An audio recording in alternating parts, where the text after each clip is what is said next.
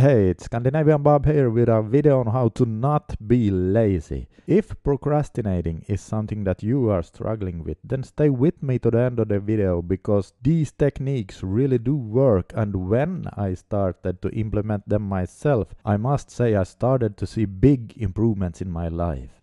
Technique number 1. The 3-minute rule. The 3-minute rule is very effective if you do it the right way. It can be used whenever you have a task in front of you that you just not really feel like doing today. We all know that feeling, right? And that feeling of, I don't really have the energy for this now. Let's take exercise as an example. Say you have made a workout routine and you have promised yourself to train at the gym 3 times a week, Monday, Wednesday and Friday. Okay, so it's Wednesday and you get home from work and you are tired and in a bad mood and you don't feel like going to the gym at all today. Recognize that feeling? I know I do. This is a perfect time to use the 3-minute rule. This is how you do it.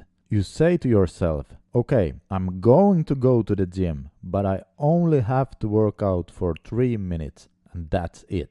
When I use this method, what ends up happening is that perhaps 7 to 8 times out of 10 I go to the gym with the intention of only doing 3 minutes, but I end up doing a full workout of 45 minutes. Why does this work? Well, let me ask you, what is the biggest hurdle? What is the hardest part when we need to get stuff done? That's right, it's starting. Once we are up and going, we have momentum and it's pretty easy to keep going then. The 3-minute rule makes you overcome that hurdle. But here's the deal, and this is important. Listen to this.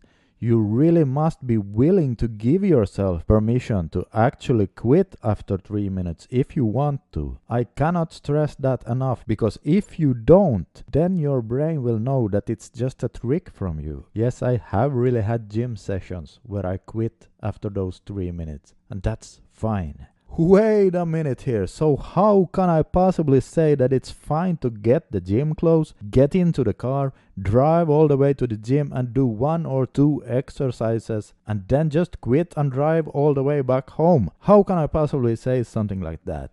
Well, because of the habit. Keeping the habit of going is so very important, because the habit is like a muscle. By still going to the gym, even if it were for just 3 minutes, you still went, and that is crucial for the next coming gym sessions. With everything we are doing in life, we are programming our brain. And if you would have stayed at home, lying there on the sofa, you would have been programming and exercised your laziness muscle and basically strengthened your ability to be lazy. But since you actually went to the gym, even if it was for just 3 minutes, you strengthened the habit of going to the gym muscle, and by doing that you also make it easier for yourself in the future. It's the habits in our lives that are important. If we keep building the habit to always do what we set out to do, we will be able to achieve surprisingly big goals, and this can be applied to any goal you set for yourself.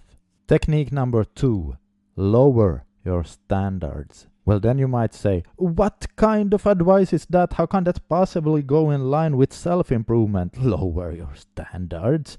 Stay with me here, because there's an interesting psychological element to this technique. You see, a lot of the times we procrastinate because the task we have in front of us is important and we know that we would like to have great results from it. Many times what ends up happening here is that we create performance anxiety for ourselves. Listen to that again. We create performance anxiety for ourselves. And this is the source of all writer's block, by the way. Deep down inside, we are afraid to not live up to our standards, and we know that if we get disappointed after the task, we will feel bad. No one wants to feel bad. So we end up procrastinating or avoiding doing the task altogether. The solution here is to say to yourself that I'm going to just do it badly. For example, if I have writer's block when I'm writing on my book, I put the timer on 20 minutes and I tell myself I'm just going to sit down for 20 minutes and just write a few pretty useless words in the Word document. And so I do.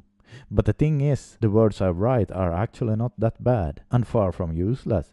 I overcame the procrastination by lowering my standards. And the cool thing about it is, even though I was lowering my standards, the quality of my writing did not suffer at all, and I got some writing done instead of being lazy.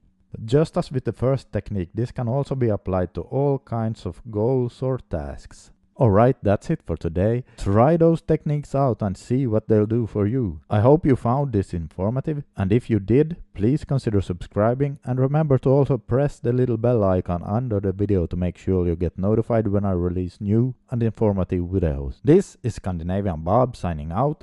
Keep going and stay strong.